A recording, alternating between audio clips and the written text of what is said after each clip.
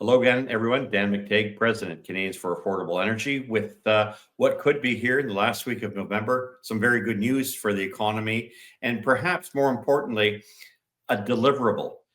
Many of you have questioned why you should follow and what's the end game in terms of working on some of the projects that we're with and being informed about the impacts it's having on the Canadian economy, on affordability.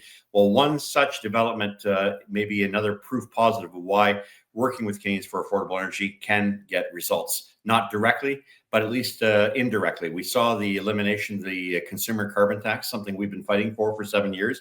We saw the federal government push back and be pushed back on its electric vehicle mandates after we discovered that the Bright Drop van plant would be shut down, that Bramalea would be shut down, and the government doesn't have money for these things. We'll see what they do. But one of the more interesting areas, and perhaps why we've not heard much from the Premier of Alberta, is that there's news this Thursday, yes, from the legacy media that hasn't spent a lot of time worrying or even spending a lot of effort dropping ink or even talking about the damage to the Canadian economy of killing pipelines as the Trudeau Liberals did for over a decade.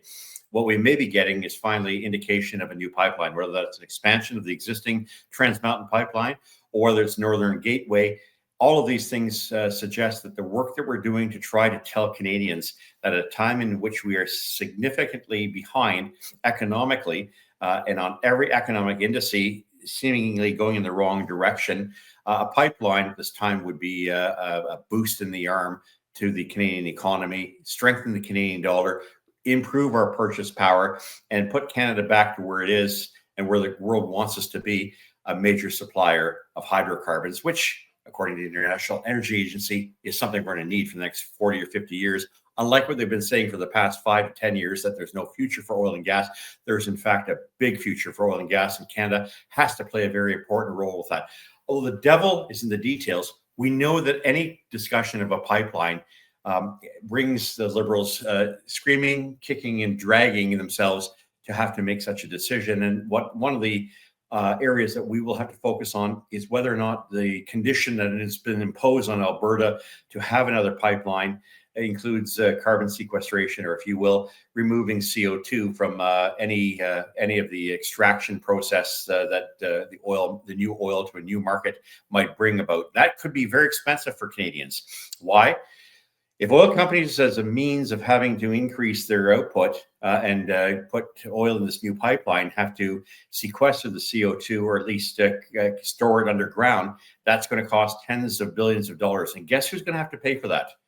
That's likely you and I. And that could mean, I don't know, 5, 10, 15 cents a liter for diesel and for gasoline and other products, very much like a carbon tax or the second carbon tax, an industrial carbon tax, or what some people refer to as a clean fuel standard or an OBPS, the output-based pricing system. All these are fancy words for just another carbon tax.